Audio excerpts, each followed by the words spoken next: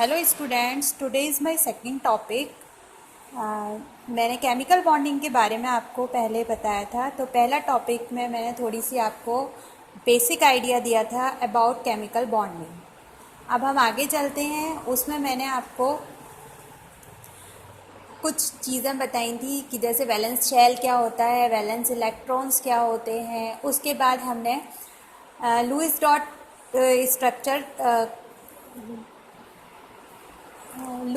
Structure हमने discuss किया था, जिसमें कि मैंने आपको एक नाइट्रोजन के बारे में, नाइट्रोजन और फास्फोरस के बारे में लुईस डॉट स्ट्रक्चर बताया था। उसकी वैलेंसी क्या होती है, उसका ऑक्सीडेशन नंबर क्या होता है, या हम कैसे निकालते हैं, कैसे हम लुईस स्ट्रक्चर ड्रॉ करते हैं। फिर मैंने आपको कुछ होमवर्क दिया था, जिस होमवर्क में मैंने आपसे ये बोला था कि क्लोरीन की, स्पेशली क्लोरीन की जो वैलेंसी होती है वो कहीं पे 1, कहीं पे 3, कहीं पे 5, कहीं पे 7 कैसे मिलती है, उसका लॉजिक आप इस लुईस डॉट स्ट्रक्चर से बताएंगे। तो उम्मीद करती हूँ कि आपने उसको किया होगा जो मैंने आपको होमवर्क दिया है। और क्लोरीन का मैंने आपसे प्रॉमिस किया था, और उस प्रॉमिस को पूरा करते हुए मैं आपको बता रही हूँ कि क्लोरीन का जो 1, 3, 5, 7 जो वैलेंसी निकलेगी वो कैसे निकलेगी।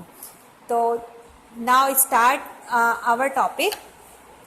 क्लोरीन, हम सभी जानते हैं कि जो क्लोरीन होता है उसका जो एटॉमिक नंबर यानी कि परमाणु क्रमांक जो होता है वो होता है 17।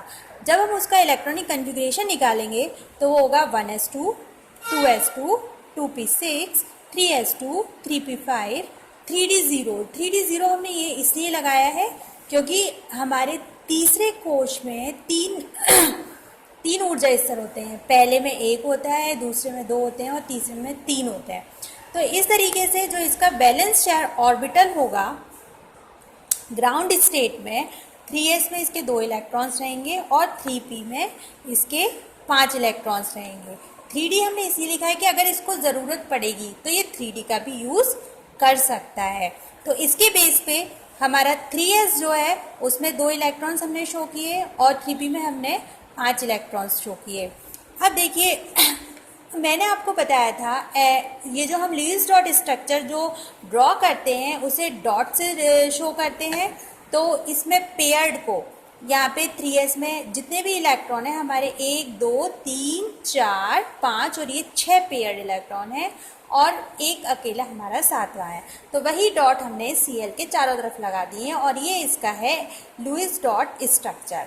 इसके बाद मैंने आपको बताया था कि वैलेंसी कैसे निकालते हैं। वैलेंसी जो होती है वो अयुग्मित इलेक्ट्रॉनों की संख्या होती है। यहाँ पे अयुग्मित इलेक्ट्रॉन्स कितने हैं देखिए, ये 3s में 2 पेयर्ड इलेक्ट्रॉन है, 3p इसमें 3px में 2 पेयर्ड इलेक्ट्रॉन है, 3py में, py में p जो होता है वो px, py और pz 3 में डिवाइड होता है। तो px में 2 इलेक्ट्रॉन्स हैं यानी कि 2 पेयर्ड है, py में 2 इलेक्ट्रॉन पेयर्ड है, लेकिन pz में एक सिंगल इलेक्ट्रॉन है और यही इसकी वैलेंसी शो करता है। यानी कि इसमें जो Cl की जो पहली मैंने आपको वैलेंसी 1 बताई थी, तो वैलेंसी एक अयुग्मित इलेक्ट्रॉन होने के कारण इसकी जो वैलेंसी है वो 1 है। और मैंने आपको ये भी बताया था कि ऑक्सीडेशन स्टेट -1 होगी, माइनस और प्लस दोनों से -1 होगी या +1 होगी। अब हम चलते हैं अपने दूसरे पे, जिसमें मैंने आपको बताया था 1 के बाद 3 इसकी संयोजकता कैसे होगी। तो उसके लिए हम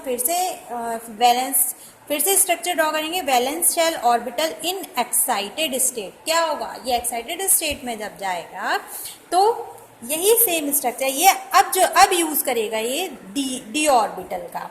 तो यहाँ पे हमारे सेम वही स्ट्रक्चर रहेगा। 3s में 2 इलेक्ट्रॉन्स हैं, 3p में हमारे 5 इलेक्ट्रॉन्स हैं।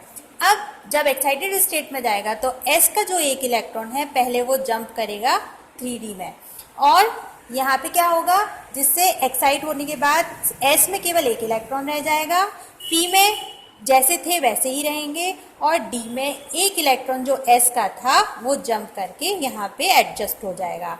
तो फिर इससे अब हमारी जो वैलेंसी होगी उस पर क्या इफेक्ट पड़ेगा, देखिए वैलेंसी मैंने आपको बताया था कि जो वैलेंसी होती है वो नंबर ऑफ अनपेयर्ड इलेक्ट्रॉन होते हैं, यानी कि अयुग्मित इलेक्ट्रॉनों की संख्या होती है। तो इस केस में हमारे अनपेयर्ड इलेक्ट्रॉन कितने हो गए, 1, ये 2 एंड दिस वन इज 3। तो इस तरीके से इसकी जो संयोजकता हो गई वो कितनी हो गई, 3।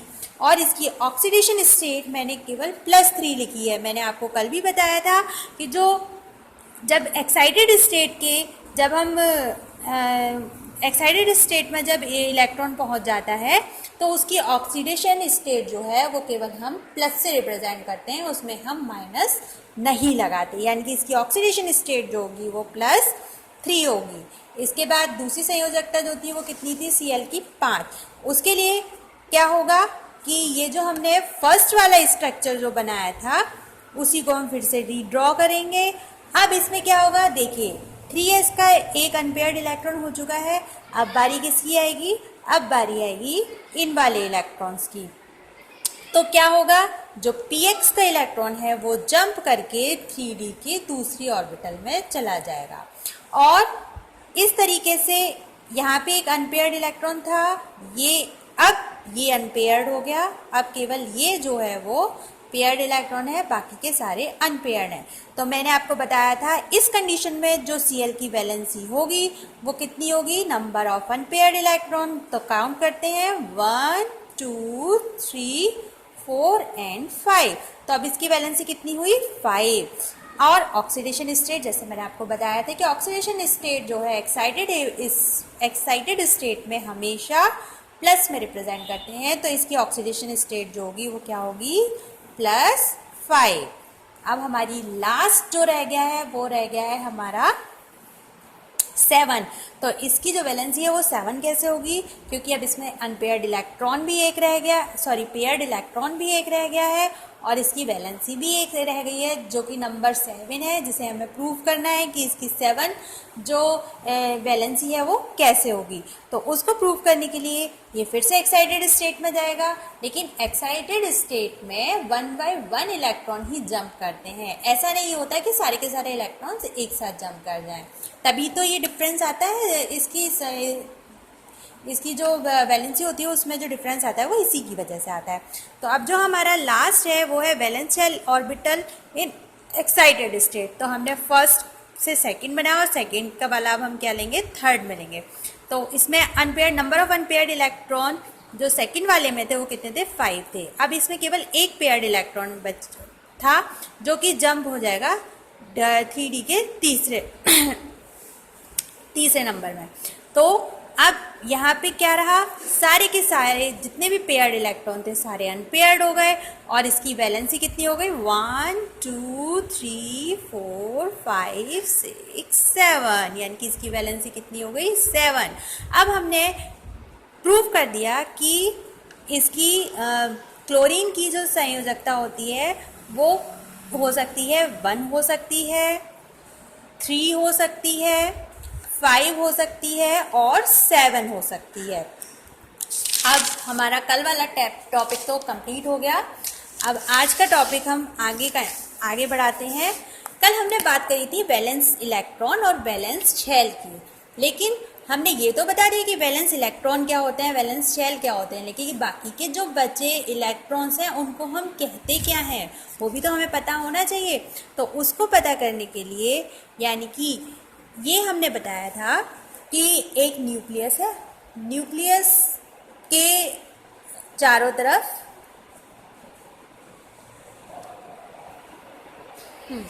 जैसे हमने सोडियम का लिया था, सोडियम का एटॉमिक नंबर होता है 11, तो इसका इलेक्ट्रॉनिक कन्फिग्रेशन होगा 281। तो अब इसको अगर हम स्ट्रक्चर ड्रॉ करें तो इसके 2 इलेक्ट्रॉन्स ये आ गए, इसके बाद इसके 8 इलेक्ट्रॉन्स इस सब शेल में भरेंगे, 4, 5, 6, 7, 8।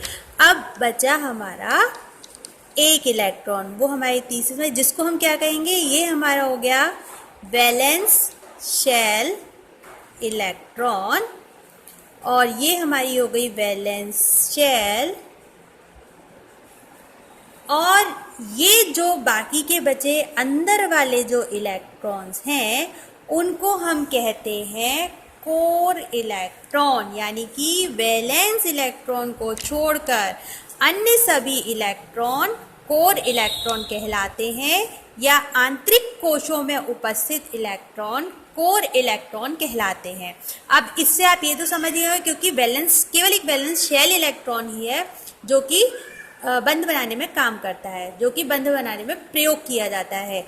बाकी के जो इलेक्ट्रॉन्स होते हैं वो बंध बनाने में यूज़ नहीं किए जाते। इसीलिए जो कोर इलेक्ट्रॉन था, हम कह सकते हैं कि जो कोर इलेक्ट्रॉन है वो बॉन्ड फॉर्मेशन में पार्टिसिपेट नहीं करते। अब इसके बाद हम आते हैं रासायनिक आबंध के प्रकार। अभी तक हमने जो पढ़ा, डिस्कस किया, हमने रासायनिक आबंध पढ़ा। अब रासायनिक आबंध कितने प्रकार का होता है हमें ये पढ़ना है, यानी कि टाइप्स ऑफ केमिकल बॉन्डिंग। तो ये होता है मेनली दो प्रकार का, एक होता है इंटर एटॉमिक और दूसरा होता है इंटर मॉलिक्यूलर। ये नाम से ही पता चल रहा है कि दो एटम्स के बीच में जो बॉन्ड बनता है उसको हम इंटर एटॉमिक कहते हैं, और ये सारे बॉन्ड बहुत स्ट्रॉन्ग होते हैं। और इंटरमॉलिक्यूलर दो मॉलिक्यूल्स के बीच में बनने वाला बॉन्ड जो होता है उसको हम इंटरमॉलिक्यूलर कहते हैं। और ये सभी जो बॉन्ड होते हैं वो वीक बॉन्ड होते हैं। अब देखिए, इंटर एटॉमिक जो है वो 4 टाइप्स का होता है। पहला आयोनिक बॉन्ड, ये इंटर एटॉमिक बॉन्ड है क्योंकि ये आयनिक बॉन्ड जो फॉर्म होता है वो एटम्स के बीच में बनता है। इसका दूसरा नाम इलेक्ट्रोवैलेंट बॉन्ड है, और हिंदी में हम इसे कहते हैं आयनिक या विद्युत संयोजी बंध। दूसरा बॉन्ड है कोवैलेंट बॉन्ड, इसको हम सहसंयोजी बंध कहते हैं। तीसरा बॉन्ड है कोऑर्डिनेट बॉन्ड, इसको हम उपसहसंयोजी बंध या डेटिव बॉन्ड भी कहते हैं। चौथा है मेटैलिक बॉन्ड, जिसको हम धात्विक बॉन्ड कहते हैं। तो इस तरीके से इंटर एटॉमिक बॉन्ड जो होते हैं वो 4 प्रकार के होते हैं: ionic bond, covalent bond, coordinate bond और मेटैलिक बॉन्ड। और दूसरी प्रकार मैंने आपको बताई इंटरमॉलिक्यूलर। ये 2 प्रकार के होते हैं, एक होते हैं वैन डेर वाल्स फोर्स और दूसरी होती है hydrogen bond. Van der Waals force जो होती है वो 5 प्रकार की होती है, हम आगे डिस्कस करेंगे। और हाइड्रोजन बॉन्ड जो होती है वो 2 टाइप्स की होती है। ये सारी जो टाइप्स हैं केमिकल बॉन्डिंग की, ब्रीफ में हम इसे अभी आगे डिस्कस करेंगे। अब हम बात करते हैं थोड़ा थोड़ा कि एक्चुअल में आयोनिक बॉन्ड होता क्या है। आयोनिक बॉन्ड देखिए, अगर हमें वैसे तो इलेक्ट्रॉन के आदान प्रदान को, अर्थात आयन के बनने को, एक तत्व ने इलेक्ट्रॉन लिया और दूसरे ने दिया, तो उसको हम कहते हैं आयोनिक बॉन्ड। जहाँ पे इलेक्ट्रॉन्स का आदान प्रदान होता है वहाँ आयोनिक बॉन्ड बनता है। आयोनिक मतलब आयन का बनना। तो इसमें एक मेटल होता है, मेटल को हम हिंदी में क्या कहते हैं, धातु, जो कि इलेक्ट्रॉन दाता का काम करता है, इलेक्ट्रॉन डोनेट करता है। क्योंकि धातु की प्रॉपर्टी होती है कि वो इजीली इलेक्ट्रॉन्स जो है वो डोनेट कर देते हैं। और दूसरा होता है नॉन मेटल, यानी कि अधातु। तो एक ने इलेक्ट्रॉन दिया है तो दूसरा जाहिर सी बात है कि इलेक्ट्रॉन ग्रहण करेगा। तो इलेक्ट्रॉन ग्रहण करने का काम कौन करता है, अधातु।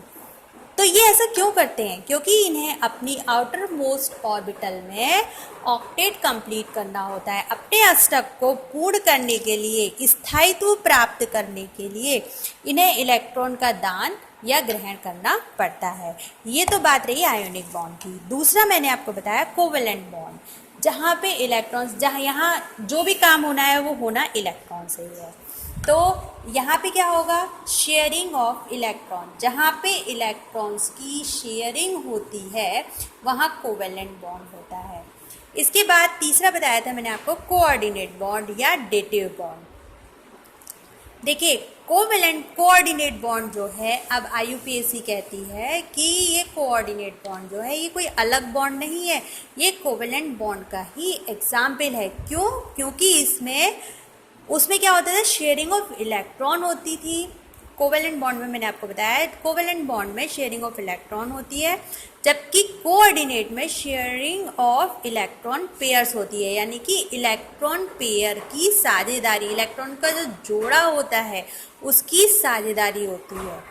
और कोवेलेंट बॉन्ड में ऐसा नहीं है, आप एक इलेक्ट्रॉन भी दान कर सकते हो, 2 इलेक्ट्रॉन भी दान कर सकते हो, लेकिन कोऑर्डिनेट बॉन्ड में पूरे का पूरा इलेक्ट्रॉन पेयर, पूरे का पूरा इलेक्ट्रॉन युग्म की शेयरिंग होती है। इसके बाद हमारा तीसरा था मेटेलिक। नाम से ही पता चल रहा है मेटेलिक बॉन्ड, यानी कि मेटल्स के बीच में जो बॉन्ड होता है उसे मेटेलिक बॉन्ड कहते हैं। Example copper crystal etcetera. तो आज का हमारा टॉपिक यहीं तक था। अब बाकी का हम कल स्टार्ट करेंगे। मेरा जो तीसरा लेक्चर होगा वो हम स्टार्ट करेंगे आयोनिक बॉन्डिंग से, यानी कि सबसे पहले हम शुरू करेंगे वैद्युत संयोजकता। वैद्युत संयोजकता होती क्या है, वैद्युत संयोजी यौगिक क्या होते हैं, कैसे बनते हैं, ये सब हम नेक्स्ट लेक्चर में डिस्कस करेंगे। So till then bye bye. और आपसे उम्मीद करूँगी कि आप मेरे चैनल को सब्सक्राइब करें और लाइक करें। आपके लाइक से ही मैं प्रोत्साहित होंगी और मैं और अपने को इम्प्रूव कर पाऊँगी और अच्छे से अच्छे वीडियो आपको बना के सेंड करती रहूँगी। Thank you.